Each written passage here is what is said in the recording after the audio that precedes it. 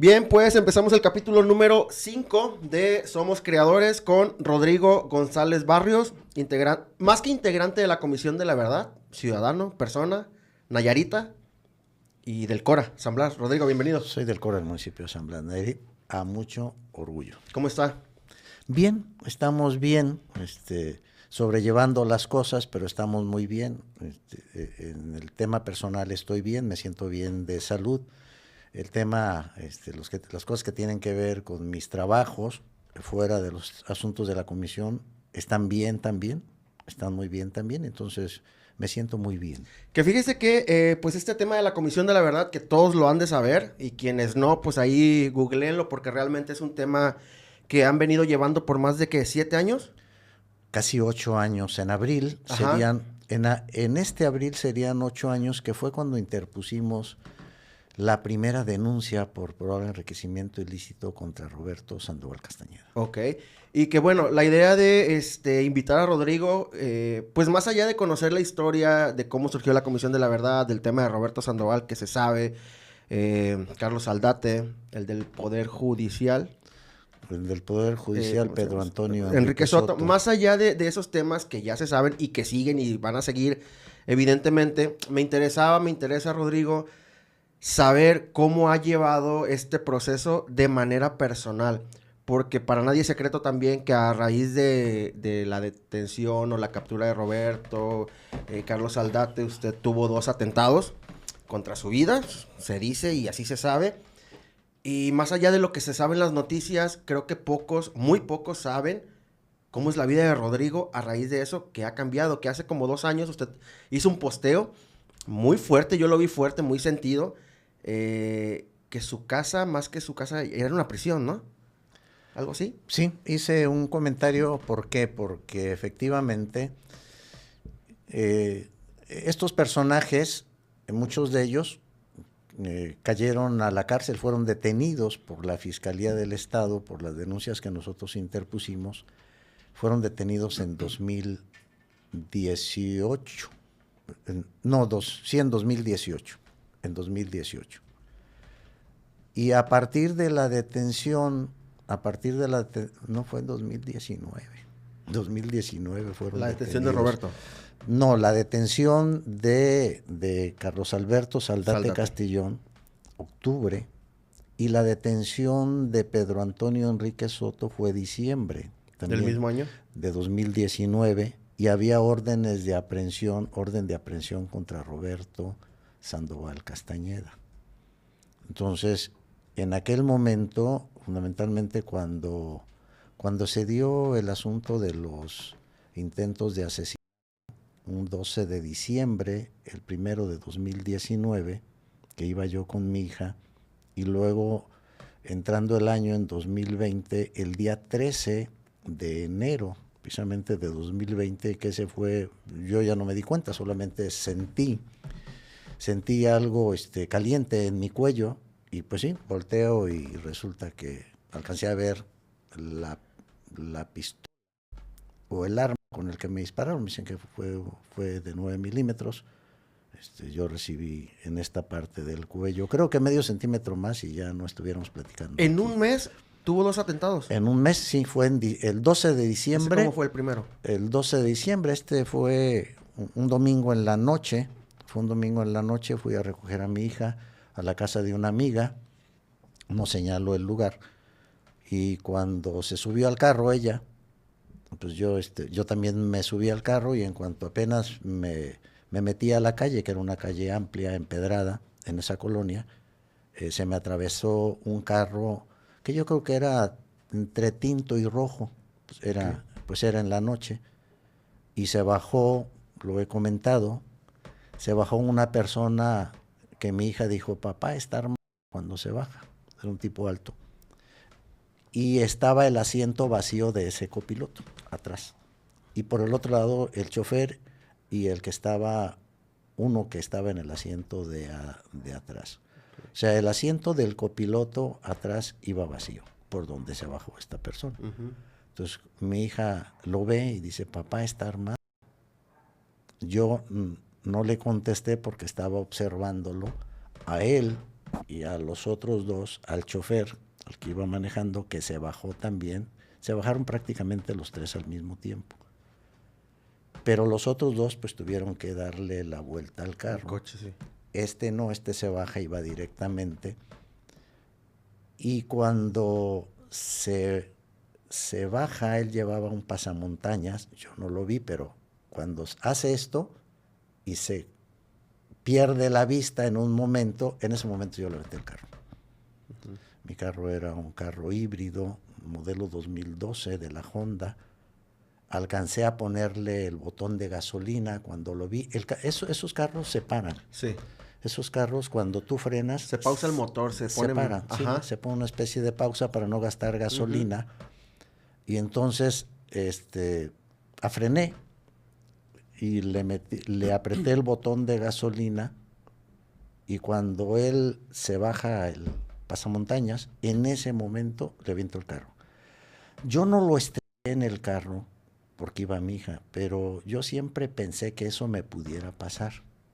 Y yo ya tenía, y lo tengo, yo ya tenía y lo sigo teniendo. Si algo me pasaba, yo iba a estrellarles el carro. Si no tenía manera yo de salir, si me copaban, yo les iba a estrellar el carro y como quedara el asunto. Yo no me iba a entregar. Exacto. Pero ese día iba mi hija y evidentemente yo no les iba a entregar a mi hija. Entonces yo golpeé a la persona que venía pues prácticamente con el arma. Él ya no supo, él solamente debió haber sentido el golpe. Cayó y las otras dos personas que iban dando vuelta, que se pusieron ya en la trompa del carro, yo creo que lo vieron caer, yo ya no me fijé, yo arranqué el carro, era una calle amplia. Ya no tuvieron posibilidad de dispararme porque el mismo carro de ellos evitó que pudieran darme un disparo.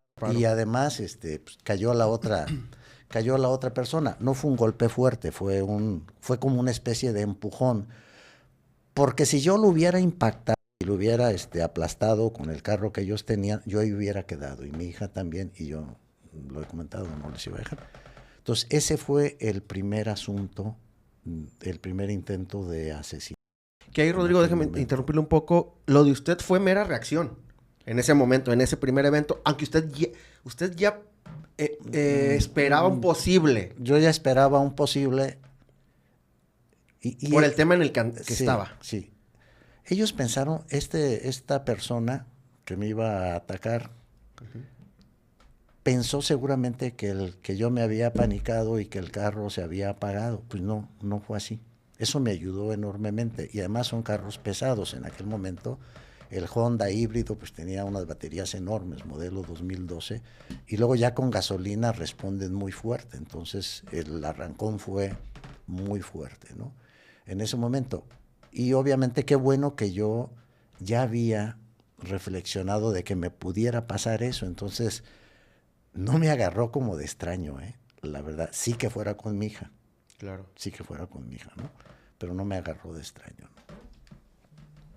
La segunda, en el mismo mes, a la semana, al mes siguiente, a los 10 días. Al mes siguiente fue... Digo, al mes siguiente. Al mes. Fue un día 13 de enero, pero ya del 2020.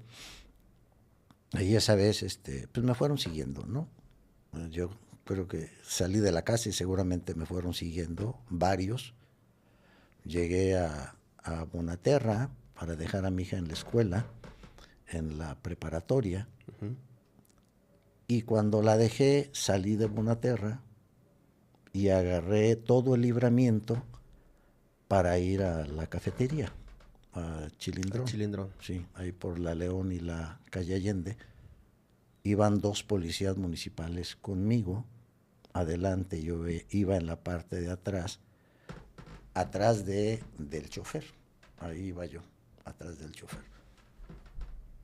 Pasando el puente está el bulevar, sí. El puente del bulevar. Pasando el puente, yo creo que 100 metros después, más o menos fue cuando sentí el puente atirantado. El puente atirantado, ajá. Sí, pero ya ves que pasa por libramiento, sí. Por el libramiento está el puente que va, el bulevar que va para Jalisco. ¿No? Pasando ahí fue donde sucedió el asunto. Yo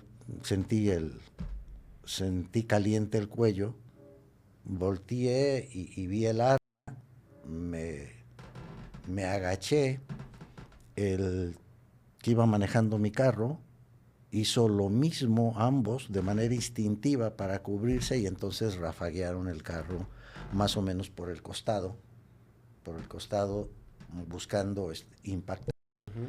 Afortunadamente las balas se quedaron, tanto las que me dispararon a mí como al chofer, que era un policía municipal. En las puertas. Se quedaron incrustadas en las puertas, en las partes donde se suben los vidrios. Uh-huh. O sea, fue increíble lo que pasó, pero se nos atravesaron enfrente. Se nos atravesaron. Okay. Pensaron pues que nos habían dado y seguramente iban a rematar. Eso es lo que yo creo. Pero uno de los policías, este muchacho, abre la puerta y les comienza a disparar y son temerosos, ¿eh? Es gente cobarde.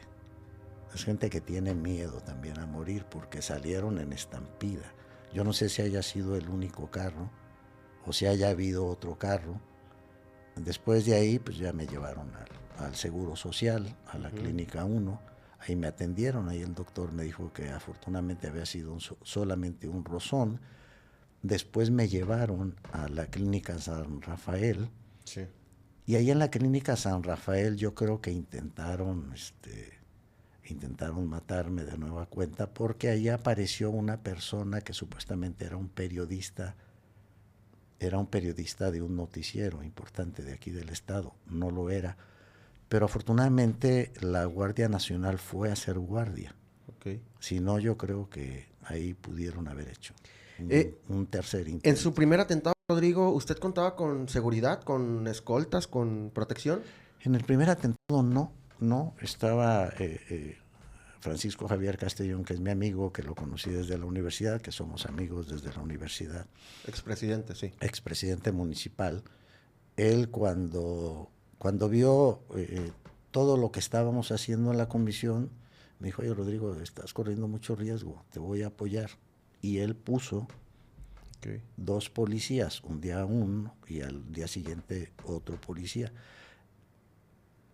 Uno hace confianza porque cree uno que no pasa nada. Sí pasa. A los que son luchadores sociales, a los que andan en cosas que tienen que ver con posibilidades de riesgo, donde hay riesgo, cuídense. Sí pasan cosas. A mí me pasó, yo no creía, pero sí pasan cosas, ¿no? Ahorita pues yo tengo el mecanismo de protección federal me está apoyando, y el gobierno del estado, con Toño, pero luego también con el actual gobernador, el doctor Miguel Ángel Navarro Quintero, tiene policías estatales respaldando a los abogados, y por eso es que hemos conducido todo este proceso, todos estos procesos que llevamos. Usted, he escuchado evidentemente, porque ha habido muchas noticias, muchas entrevistas hacia usted y hacia la comisión. En una ocasión creo que dijo palabras más, palabras menos, que usted no sabía a dónde iba a llegar todo esto. O sea, fue avanzando, pero no, ni usted ni el equipo de la comisión ni los compañeros sabían la magnitud de lo que iba a crecer en todo lo que ha pasado, ¿no? No sabían la magnitud. Sí, no teníamos una idea muy clara de la magnitud de la intervención de este equipo que yo le denominé el cártel de la gente, hasta dónde llegaba. Y yo aquí me detengo un poco. Cuando nosotros iniciamos,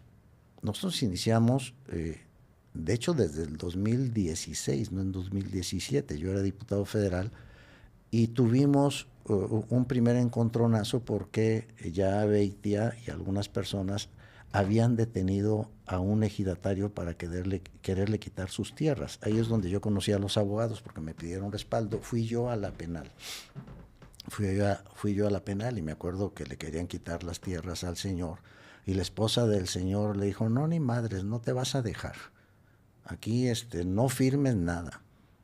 Evidentemente no firmó, el señor sintió el respaldo, yo también acudí en aquel momento, pero fue desde el 2016. En 2017, pues ya fue más claro. A Beitia lo detienen el 27 de marzo de 2017, y nosotros metemos la primera denuncia contra El gobernador todavía era gobernador. Roberto. Sí, sí, metimos la denuncia él siendo gobernador.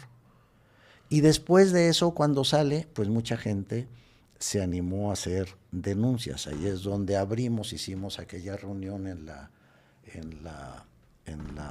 Alameda. Ujú. Hicimos la primera reunión, ahí se hicieron varios señalamientos y cosas de ese tipo. Y después abrimos una oficina acá enfrente de la universidad, donde todos los miércoles recibíamos los testimonios de mucha gente. Y obviamente mucha gente, lo he comentado también, solamente fueron como a desahogarse de lo que había pasado. Fueron pocos los que aceptaron ir a un proceso legal. Sí. Por el miedo. Pues, claro, tenían muchísimo temor. ¿Por qué? Porque fíjate que muchas veces uno solamente hace denuncia pública. En los medios, en la televisión, esas cosas. Y nosotros hicimos las dos cosas. Llevamos de la mano la denuncia pública y llevamos de la mano el aspecto legal. En aquel momento, recuerdo, pues gana Antonio Echevarría García la gobernatura, nosotros lo apoyamos y eso generó que hubiera una apertura porque la gente efectivamente quería que se conociera la verdad de lo que había pasado.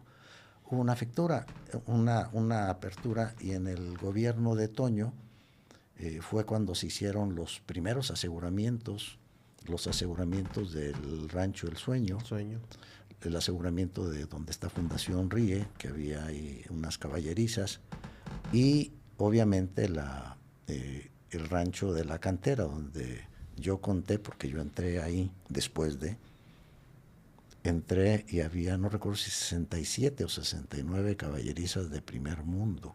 Ahí era donde estaba la silla de oro, había un cuadro de la Virgen de Guadalupe, se veía ahí, había una gran arena donde había un cristal como de 5 metros, ahí era donde seguramente Roberto se miraba. Practicaba. Y tenían una parte donde mostraba la silla de oro, porque luego me pasaron unas imágenes de ahí, de esa silla de oro. Bueno, más bien era una silla donde la cabeza estaba chapeada de oro con incrustaciones de piedras preciosas. Y entonces tú mirabas al frente la arena y a tus espaldas la laguna de Mora. Uh-huh. ¿Se fue diseñada? Sí, las caballerizas las incrustó en la roca. Okay. Tú ves esa parte, eran 3 hectáreas totalmente bardeadas, con ladrillo aparente, con unos cimientos enormes.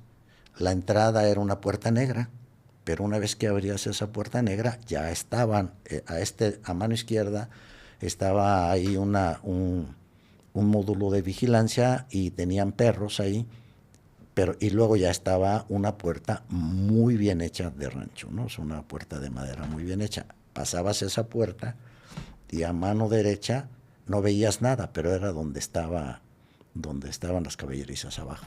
Okay, una especie de semisubterráneo. Una construcción de lujo. Era una construcción de varios millones. Era una construcción totalmente de lujo. Ahí después nos comentaron que ahí había una española que amaestraba los caballos. Una persona que nos comentó que llegaron al aeropuerto internacional Benito Juárez más de 300 caballos que Roberto Sandoval compró en España. 300 caballos. Cada 8 días o cada 15 días llegaban 1, 2, 3 caballos, iban por ellos y se los traían, ¿no?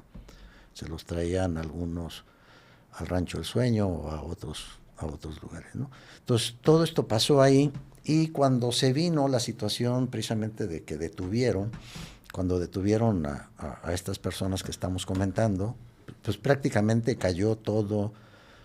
Cayó el Poder Judicial, cayó el Poder Ejecutivo y cayó el que representaba la mesa directiva. Carlos Alberto Saldate Castellón fue presidente de la mesa directiva del Congreso del Estado, pero además era el presidente de la Comisión de Gobernación. Él fue el que emitió el dictamen para que Beitia fuera fiscal. Sí, él fue el que emitió el dictamen para que Beitia fuera fiscal.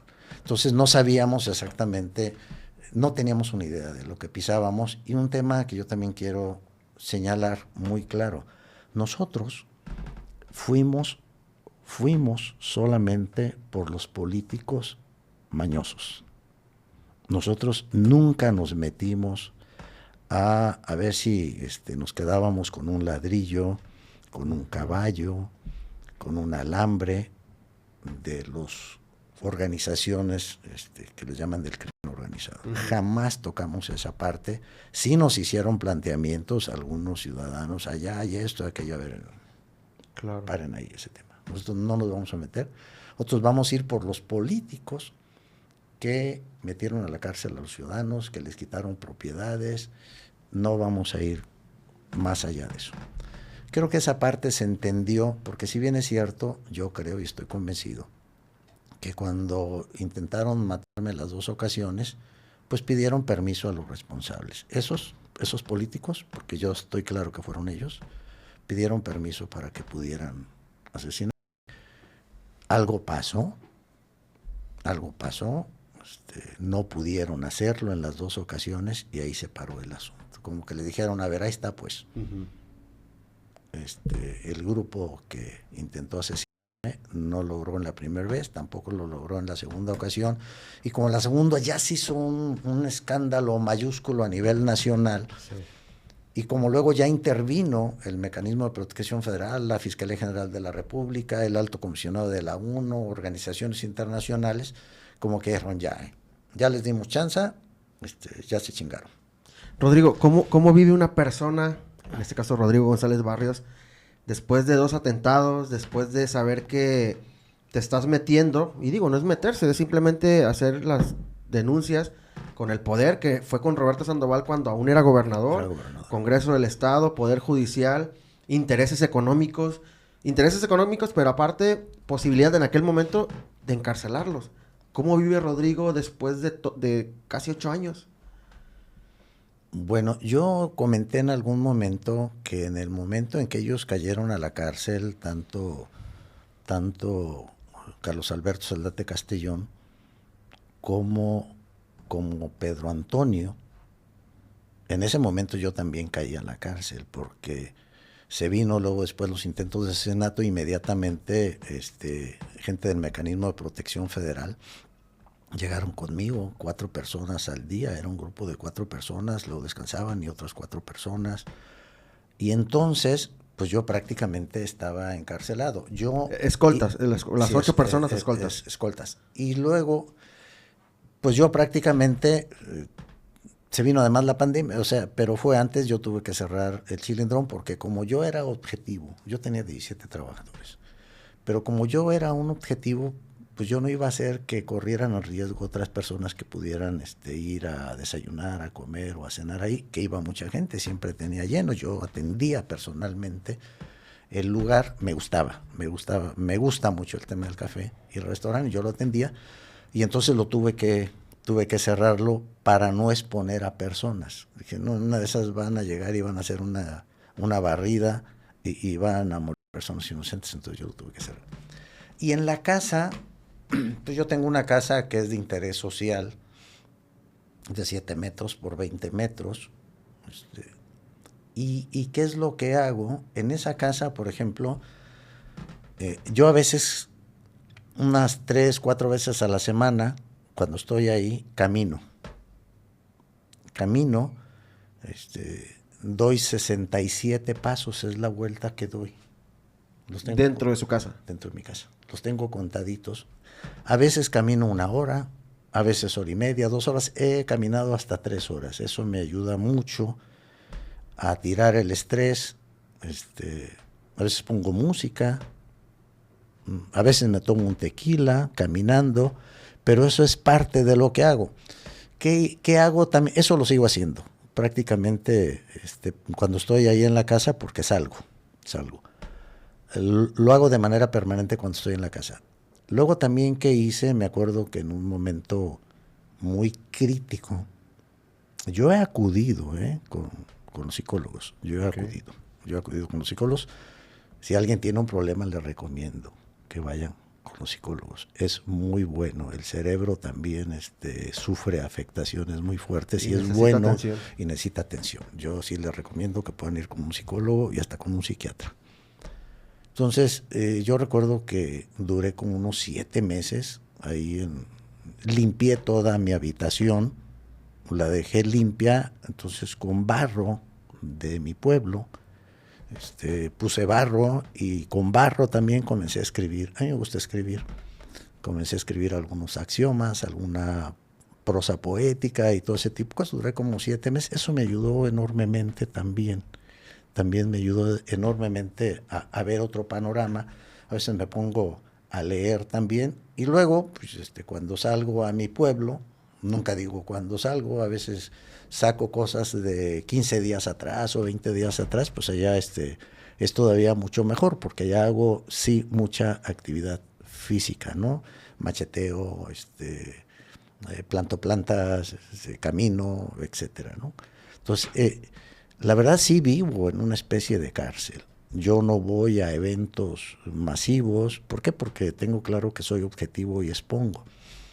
Yo creo que yo no me voy a ir de aquí del estado. No me voy a ir. Cuando me sucedió lo que pasó de los intentos de asesinato, me pidieron que saliera. Yo les dije que no salía. ¿Por qué? Porque si yo hubiera salido, luego las víctimas que estábamos llevando los casos, pues iban a sentir como, tengo yo la impresión que iban a decir, pues ya vale más, hay que dejar las cosas, pues si intentaron matar a Rodrigo, pues a nosotros seguimos nosotros, si él se quita, si él se va. Al final de cuentas yo tengo claro que los abogados hemos sido escudos para las víctimas, y las víctimas, lo he dicho, son héroes sociales, porque en base a ellos es que se ha conocido todo lo que ha pasado. En las audiencias hemos conocido, porque las audiencias luego, y a los juicios, fundamentalmente en el juicio, el primero que tuvimos contra Carlos Alberto Saldate Castellón, en ese primer juicio, pues tú escuchabas a los policías decir cómo el expresidente del Congreso llegaba, hasta entraba por la puerta de atrás, compadrito, ¿cómo están?, saludando a todo mundo.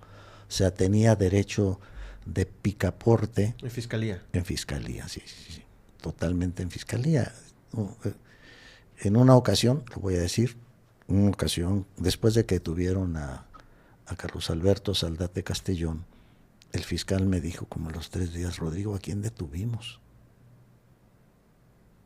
No hubo ningún asalto. No ha habido asaltos estos días.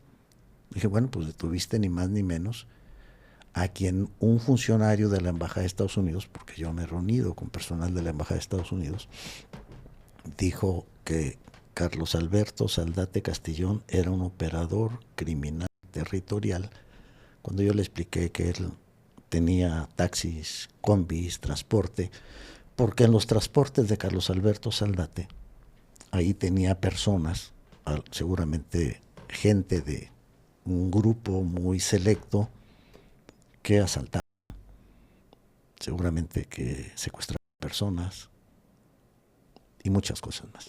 Comenta que en Estados Unidos, o sea, ¿ya intervino de manera autoridades internacionales en el caso? A ver, si tú recuerdas, en 2020, nosotros tuvimos una reunión el 21 de febrero de 2020. El 13 de febrero fue cuando intentaron matarme por segunda vez. Y el 21 de febrero, con el respaldo de un senador y de Mariclera Acosta, que ha estado de manera permanente apoyándonos, de justicia transicional, me acompañó el abogado, tuvimos un encuentro con el representante de la Comunidad Europea, porque hay un representante general, sí. Hay un embajador español, hay un embajador de Alemania, hay embajadores de Francia, pero luego hay un representante de toda esa comunidad de países. Tuvimos una reunión con él, le explicamos el asunto por el tema de los derechos humanos, no ubicaba dónde estaba Nayarit, el de la Comunidad Económica. Y luego tuvimos, en esos días en que estuvimos en la Ciudad de México, la reunión con 2 personas de la Embajada de Estados Unidos. Y fue un día 21 de febrero. Y el día 27 de febrero le comunicó al senador, porque el senador vino, tuvimos una reunión con Toño Echeverría García, y le dijo al senador, va a haber algo mañana de la embajada. Y sí, al día siguiente fue cuando Mike Pompeo, el día 28 de febrero, estábamos nosotros en la reunión con el gobernador, cuando se hace público el tuit de Mike Pompeo, que secretario de Estado de Donald Trump, donde le retiran la visa a Roberto Sandoval Castañeda y lo declaran persona no grata, que no lo querían en Estados Unidos. Claro que intervino la Embajada de Estados Unidos.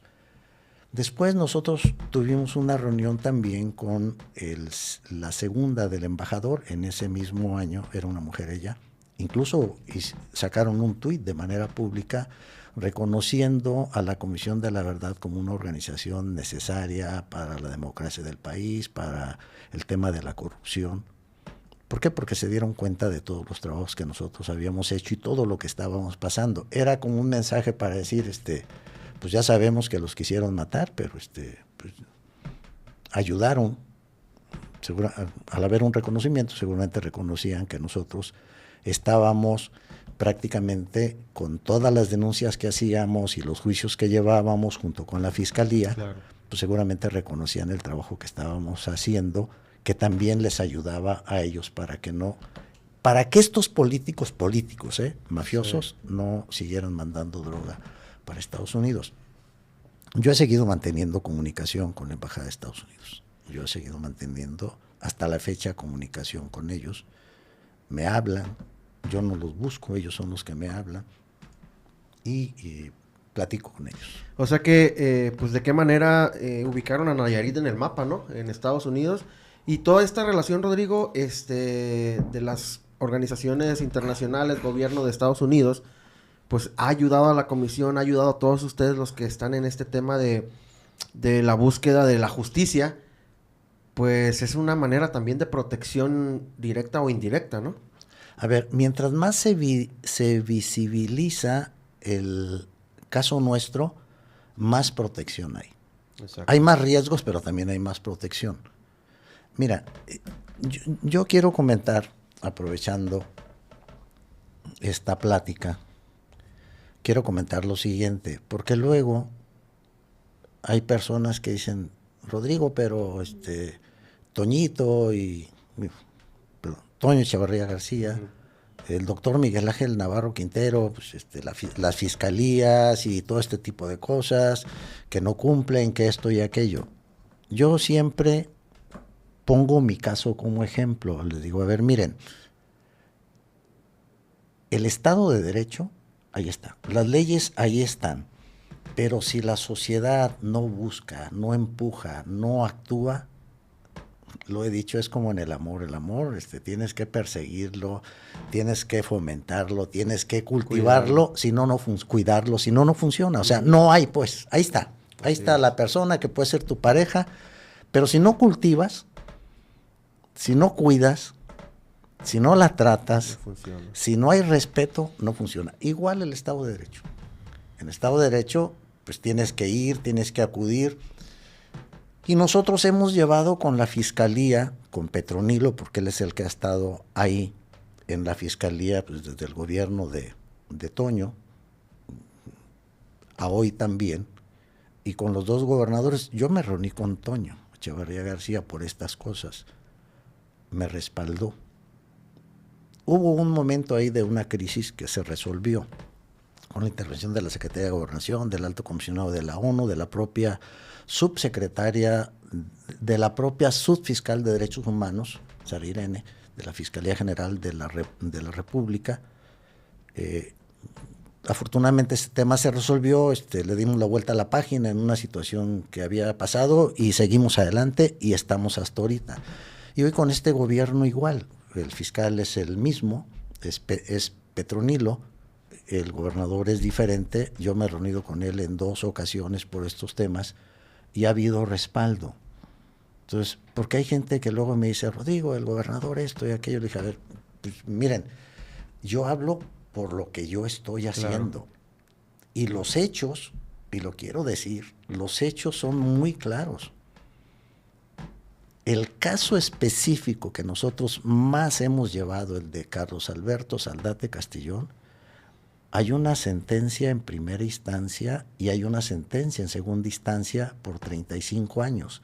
Los justicieros, los jueces hicieron su trabajo en base a las pruebas que aporta la Fiscalía y que nosotros apoyamos a todas esas pruebas que se aportaron. En base a eso es que los jueces, el primer tribunal de enjuiciamiento en el primer juicio contra Carlos Alberto, pues encontró que teníamos razón y vino una penalidad de 35 años, que ya se confirmó en segunda instancia.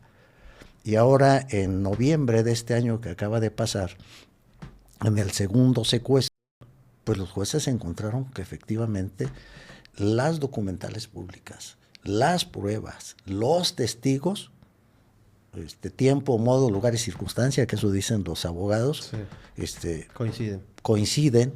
En el caso anterior no habían planteado el tema de la extorsión juntos, la extorsión no lo plantearon, pero este año, en este segundo juicio sí, y todavía quedan algunos juicios. Rodrigo, perdón, para los que no estamos empapados de temas legales, de términos sobre todo, coloquialmente, el caso de Carlos Saldate, ¿ya es un hecho que se queda 75 años? A ver, coloquialmente 76.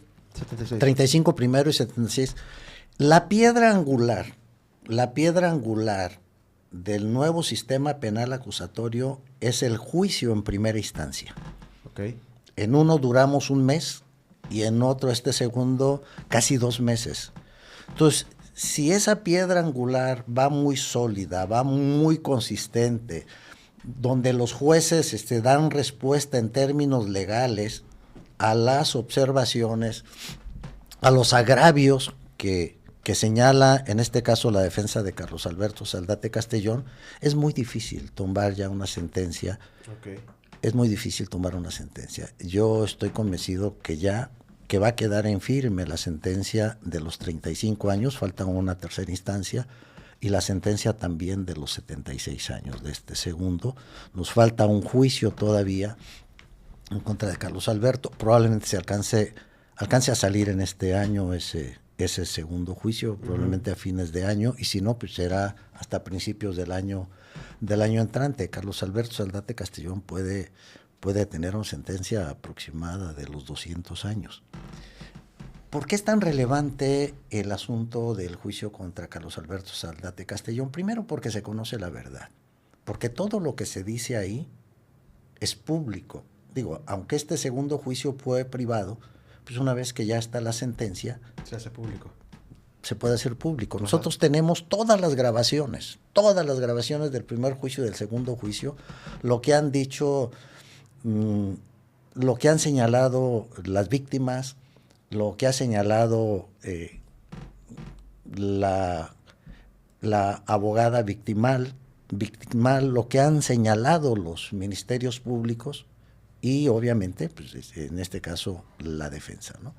Entonces, todo eso es parte ya de una historia que no se puede borrar, ¿no? Y ahí está, y por eso estamos cuidando mucho eso. Yo he dicho, lo reitero, y más ahora que se señala que ya salió de la cárcel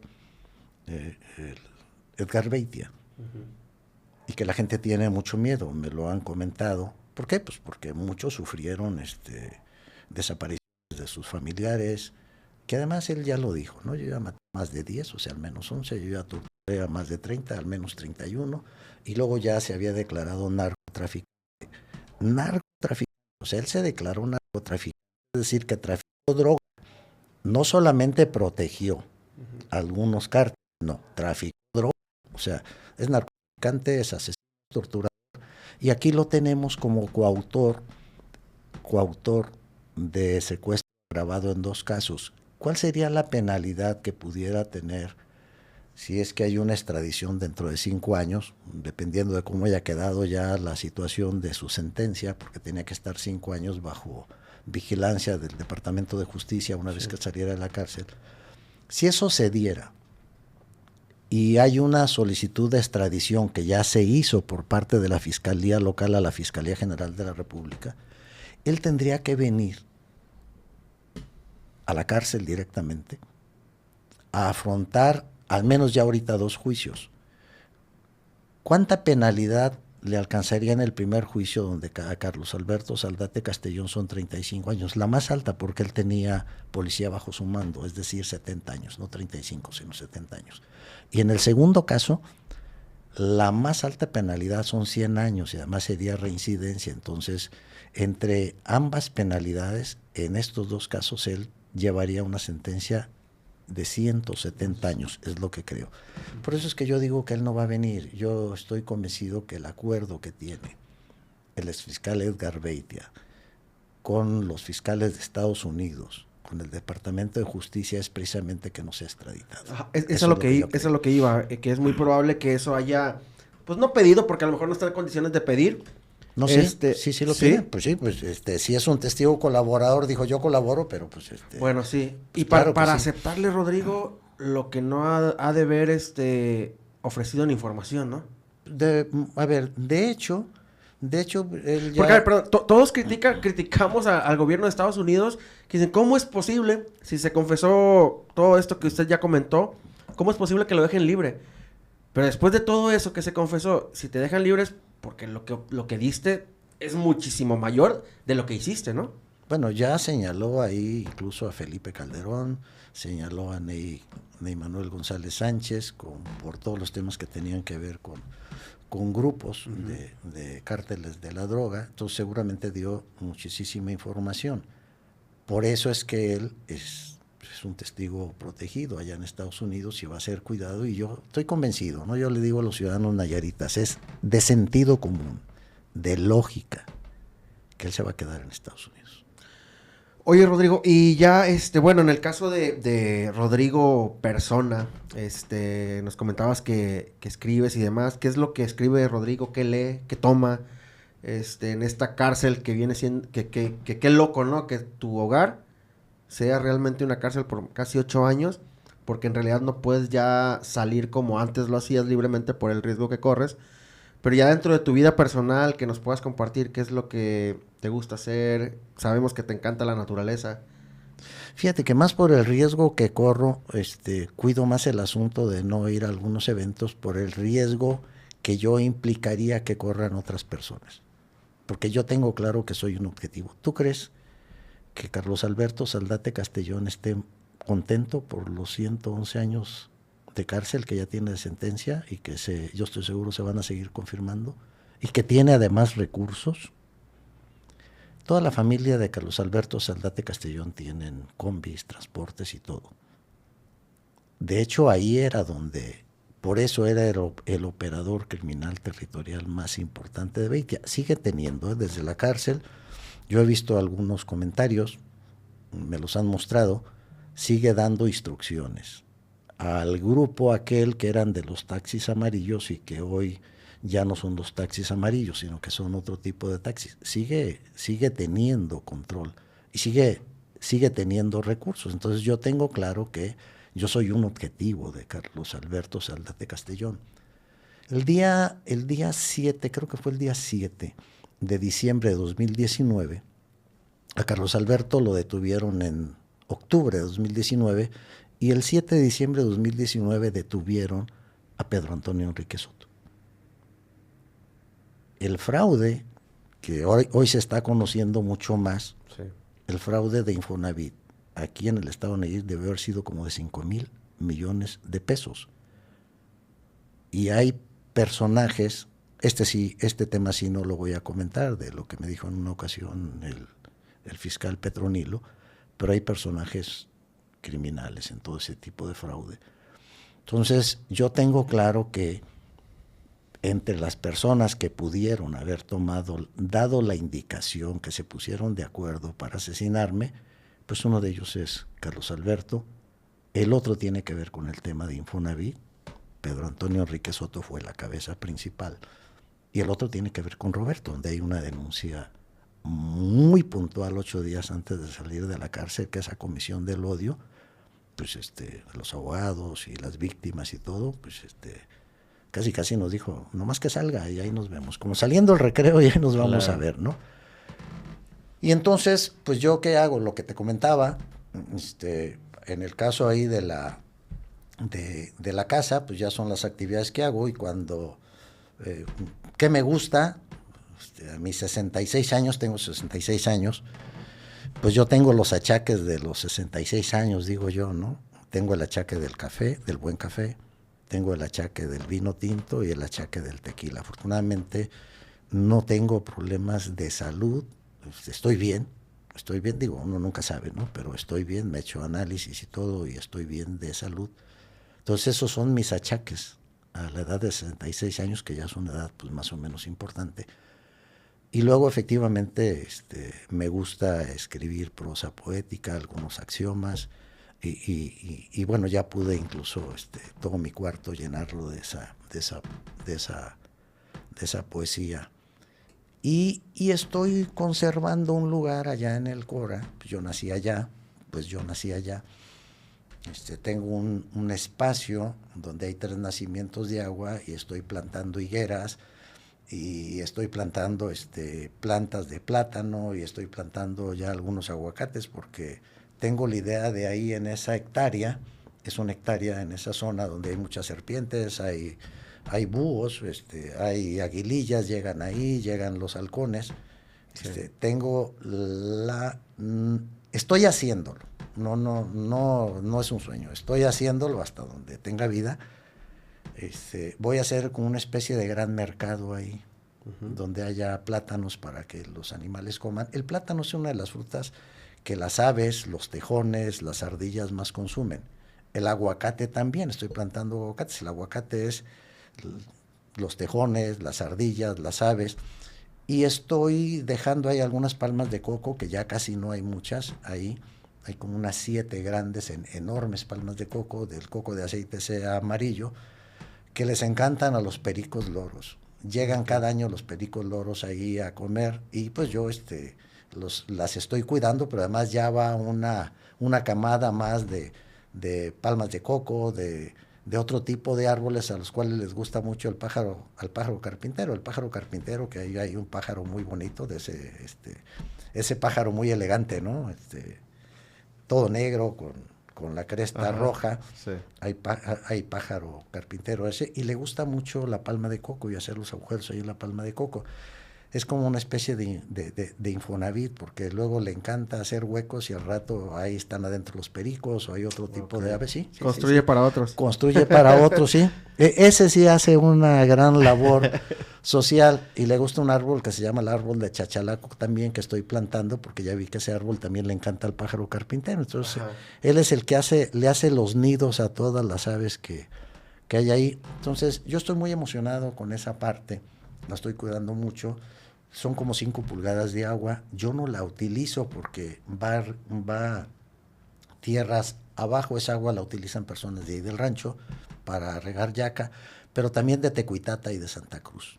O sea, el agua que yo estoy produciendo, yo le llamo producir agua, porque en la medida en que yo estoy fortaleciendo la vegetación, va a haber más agua. La higuera es muy buena para eso, y entonces es tierras abajo donde...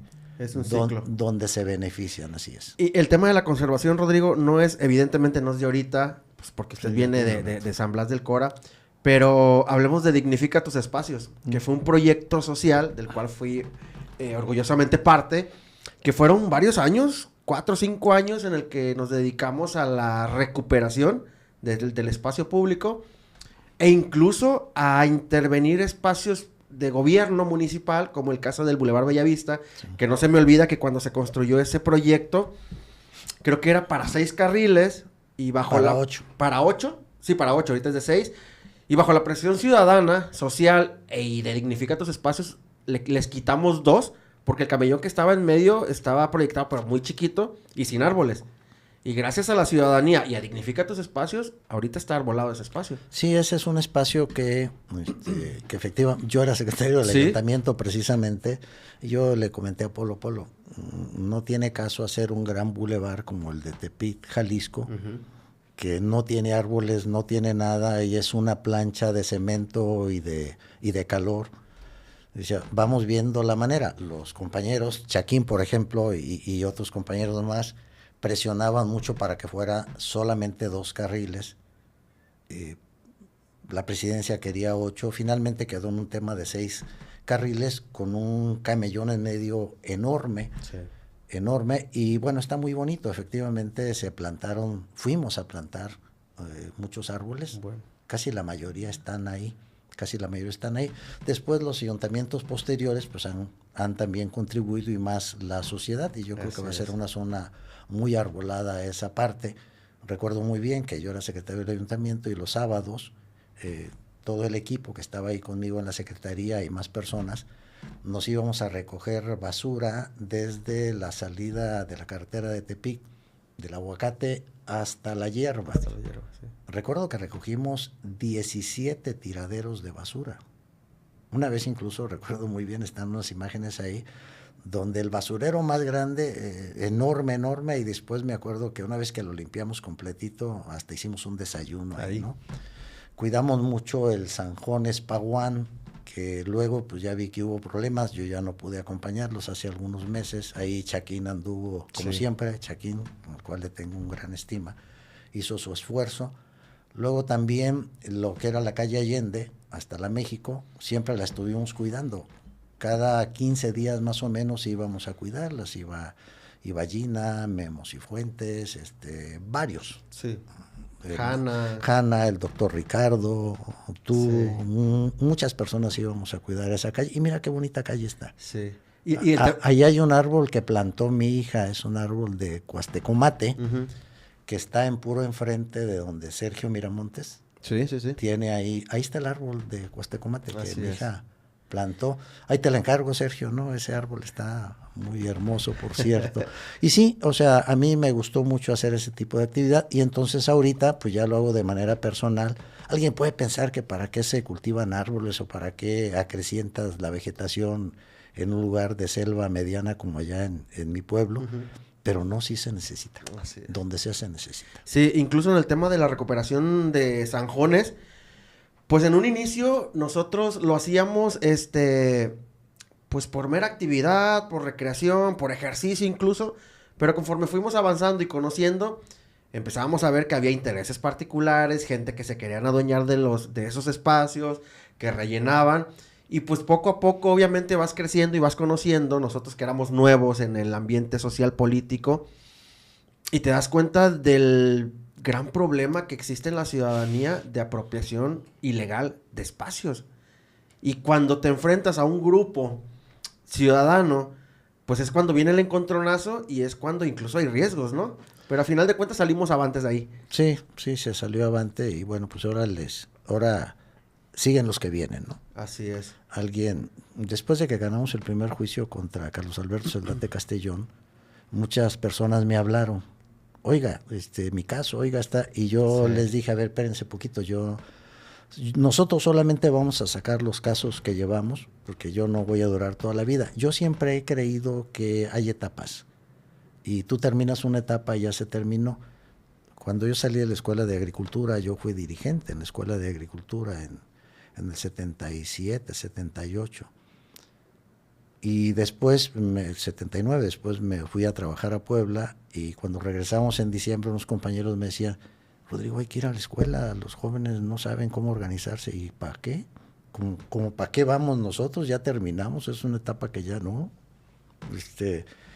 En estos temas, ¿a qué me refiero? A que en estos temas, en temas del medio ambiente, siempre habrá personas, y las hay, que van a estar avanzando.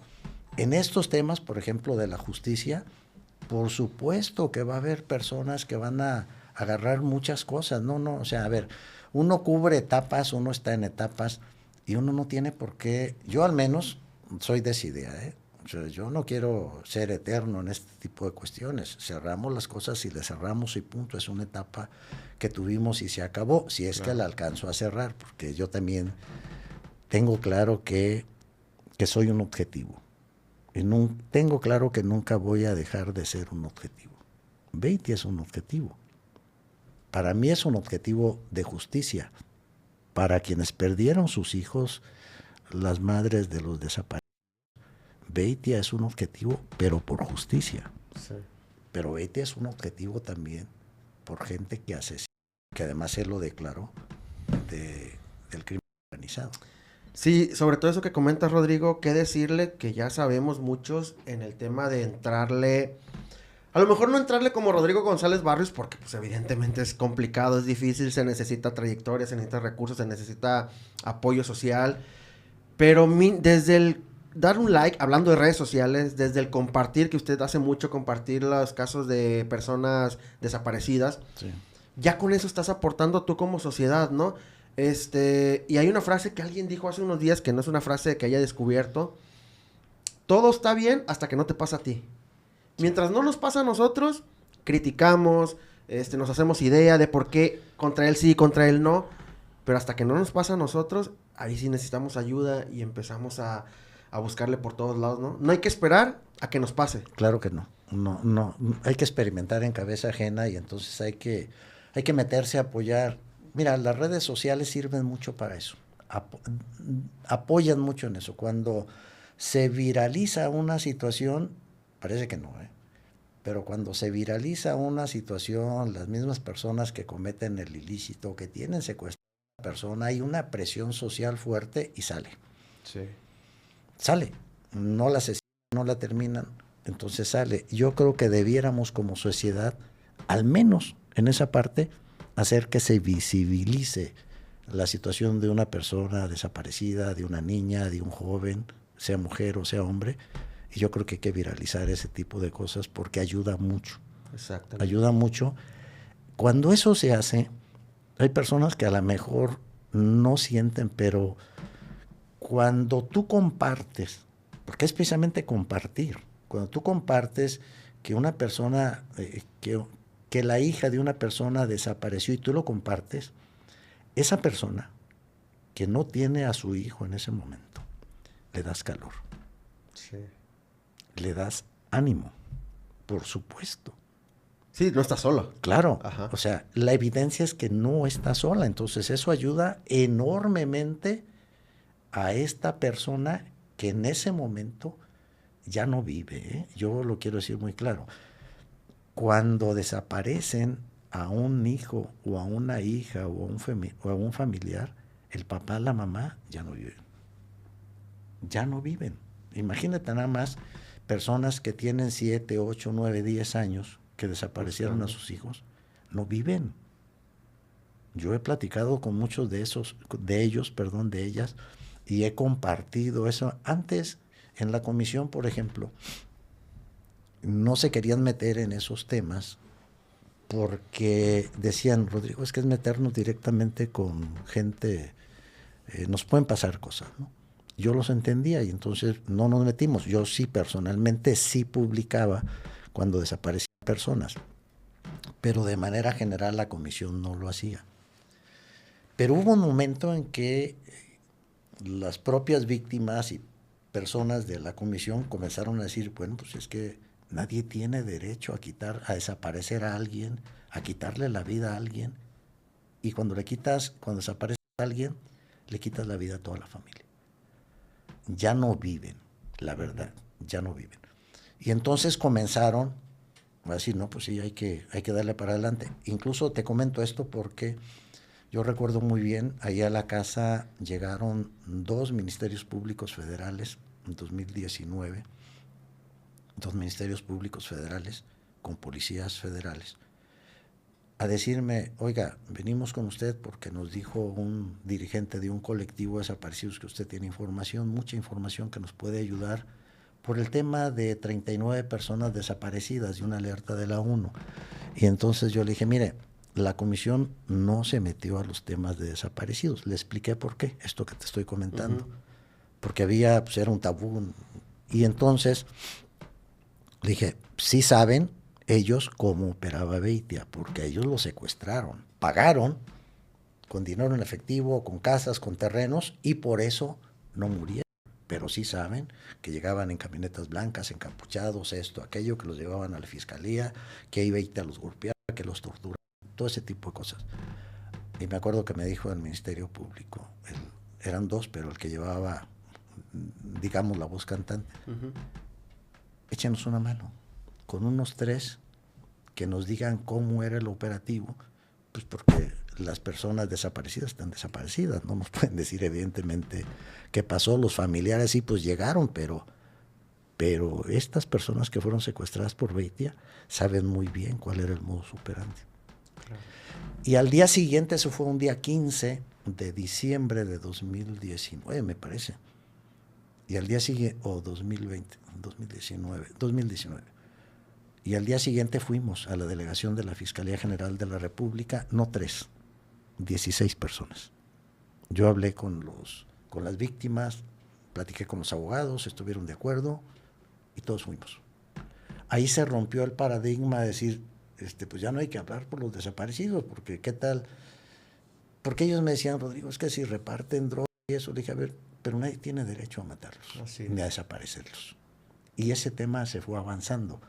Y pues yo ahorita veo como muchas personas que en aquel momento no compartían que desapareció a alguien, ahorita lo comparten mucho.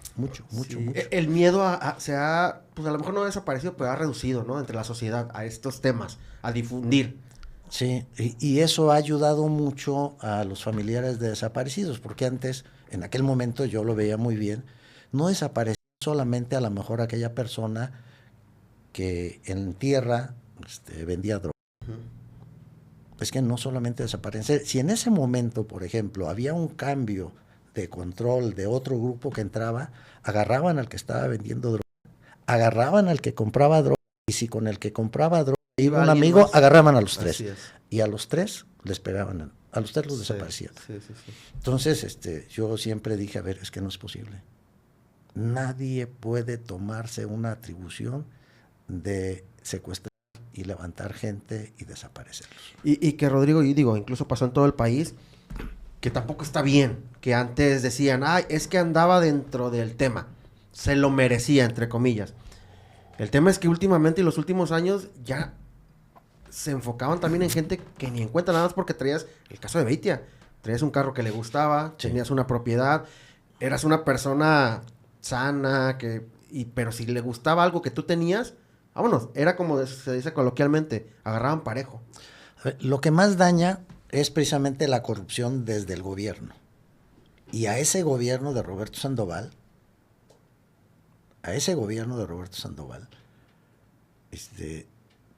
lo que más dañó fue precisamente la corrupción desde el gobierno, a que incluso los hizo llegar a tal grado de construir un cártel. Sí. Mira, desde Nayarit, hubo 3 líneas de un círculo vicioso criminal. Una fue todo el tema de Infonavit.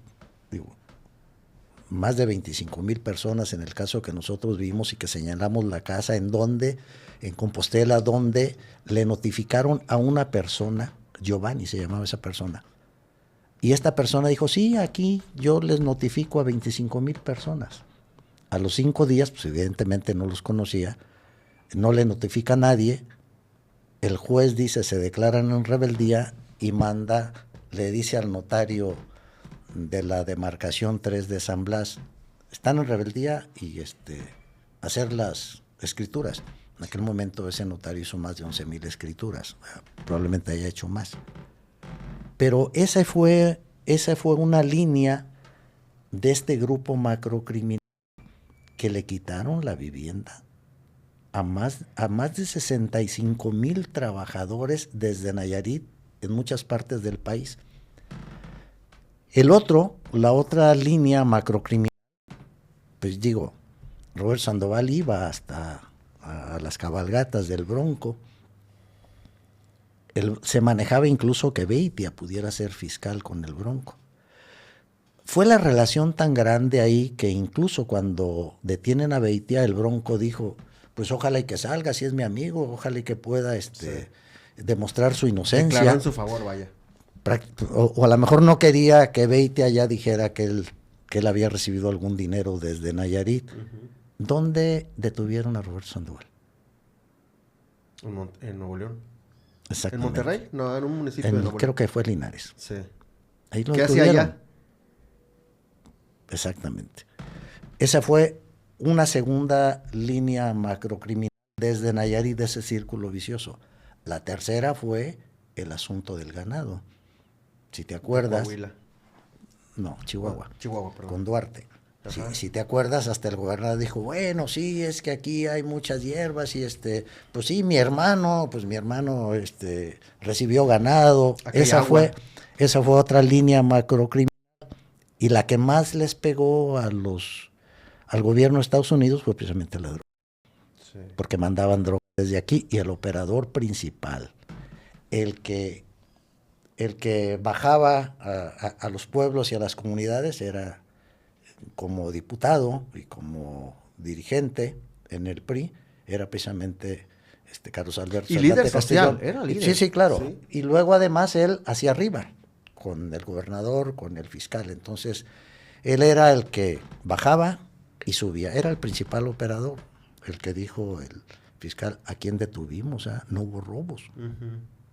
Bueno, todavía sigue teniendo un control. Entonces fueron esas cuatro líneas de un círculo vicioso muy grave. Y criminal. En el caso de Roberto Sandoval, Rodrigo, ¿va a salir? Porque digo, socialmente y en redes sociales está el tema y el temor de qué va a pasar, de qué sigue, hay probabilidad de que salga.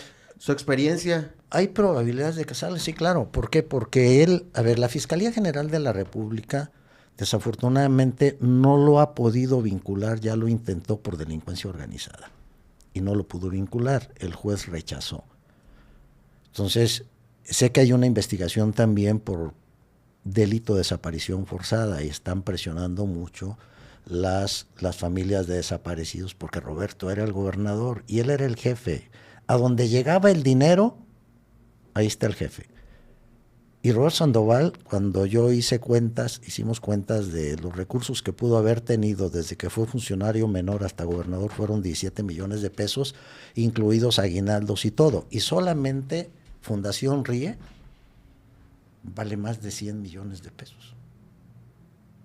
¿De dónde? Así es. Ya no digamos el Rancho El Sueño, ya no digamos el Rancho de la Cantera.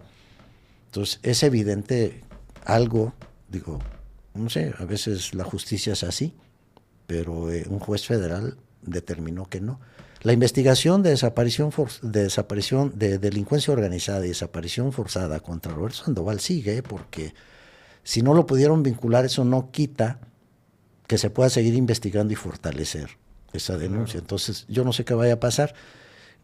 Roberto Sandoval fue detenido por órdenes de aprehensión locales, de Nayarit. No fue detenido por órdenes de aprehensión federales, fue detenido por órdenes de aprehensión local.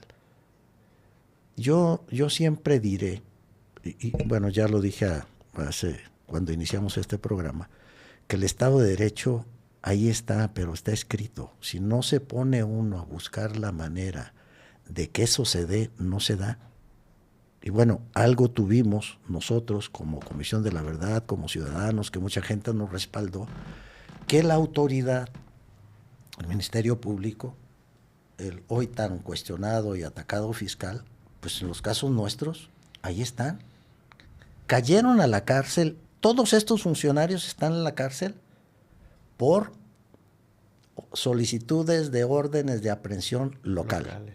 Roberto Sandoval, que fue gobernador, Pedro Antonio Enrique Soto, que fue presidente del Tribunal Superior de Justicia, y el que fue presidente de la mesa directiva del Congreso, Saldate, que es el que más, con el que nosotros nos metimos para asegurar y blindar el tema de Beitia. Beitia, ¿vas a venir a México? Pues te vas a la cárcel esposado. Ese es el tema. Rodrigo, pues, de verdad, agradecerte que nos compartas un poquito más de información de lo que es llevar todo este proceso que ya está muy conocido, pero sí quería saber un poquito y compartirles cómo lleva Rodrigo la persona. Y sobre todo esta acción de que la ciudadanía, repito, es difícil, sí, porque hay miedo, porque hay riesgo, porque no todos nos aventamos como tú, como los abogados, como los ciudadanos que se animaron a denunciar. Pero sí, creo que ya no es lo mismo que hace 8 o 10 años. Ya la gente, ya tenemos un poquito más de valor. Y eso va sumando, ¿no? Va haciendo un poquito la bolita más grande. Y sobre todo es presión para los políticos, para los gobernantes, para que sepan que al menos ya estamos más atentos. Y que ya hay personas y que ya hay periodistas incluso y ciudadanos que se van a atrever a hablar, a alzar la voz.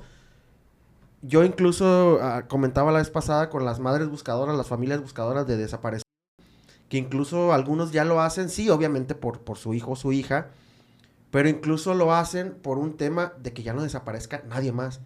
O sea, es una colaboración hacia la ciudadanía, ya ni siquiera hacia ellos, porque como tú lo dices, las familias saben que sus familiares difícilmente los van a encontrar, pero incluso consciente o inconscientemente lo hacen por el resto de las familias, de los papás y las mamás. Sí, así es. Mira, nosotros un año con Roberto, porque decían que este era un tema político. Yo fui militante del PRD y precisamente renuncié al PRD para evitar que se siguiera señalando que era un tema político. Pero fueron prácticamente 2 años con Roberto. Luego los 4 años de Antonio Chavarría García, 6. Y ya van 3 años del actual gobernador, 9. Y como van los juicios, pues yo creo que vamos a llegar al siguiente gobierno, si Dios nos presta vida, y vamos todavía nosotros a salir con el asunto de los juicios. Es decir, van a ser durante 4 gobiernos al menos, vamos a estar ahí en esta situación. Yo les digo a los ciudadanos nayaritas, yo no me voy a ir. Al menos yo no me quiero ir de aquí de Nayarit. Yo quiero mucho a mi estado. Aquí tengo muchos familiares, muchos amigos. Yo no me quiero ir, punto. No me voy a ir. Y vamos a seguir respaldando esta lucha con el respaldo de la sociedad, porque se necesita, ¿no? Yo conozco a varios dirigentes de colectivos, a la señora Vicky Garay, lo que tú comentas al último. Ella le desaparecieron a su hijo hace 7 años y tiene una fortaleza enorme de seguir luchando y de seguir buscándolo. Pero en esa búsqueda, lo que tú comentas, se van sumando personas que posterior a ella perdieron a sus hijos y los están buscando. Algunos ya los encontraron. Sí. Ella aún no encuentra a su hijo, sufre. Pues claro. Bueno, es inimaginable el sufrimiento que tiene. Entonces, en la aportación que nosotros podamos hacer para que se airee el asunto en el gobierno, para que se sensibilice en el gobierno de que estas cosas no deben de volver a pasar, pues tenemos que estar ahí presentes, ¿no? Entonces, yo sé que soy un objetivo, lo tengo perfectamente claro, me cuido lo más que se pueda, cuido también a la sociedad, por eso es que no salgo, me voy a mi rancho, me quedo en la casa con algunos amigos de un círculo muy cerrado, que ahí estoy con ellos y que me abren la puerta, pero ahí estamos. Ahí estamos, ¿no? Y vamos a seguir. Muchas gracias, Rodrigo. La verdad es que, repito, queríamos visibilizar más que la noticia de lo que hace la Comisión de la Verdad, Rodrigo González Barrios, la forma de haber iniciado este proceso, de cómo viven, de lo que la ciudadanía puede aportar. Y pues nada, agradecerte y ojalá podamos grabar la segunda parte muy pronto. Bueno, pues te lo agradezco mucho y aquí estamos, ¿no? Por este podcast y ojalá y tengas éxito. Muchas gracias, Rodrigo. Ojalá y tengas éxito. Y David, pues bueno. Tú y tu equipo, ¿no? Perfectísimo. Por aquí veo un joven. Sí, el buen Leo. Buen joven. Pues gracias, Rodrigo. Muy pronto iba a estar publicado en nuestras redes sociales y nos vemos en la próxima. Gracias. Adiós.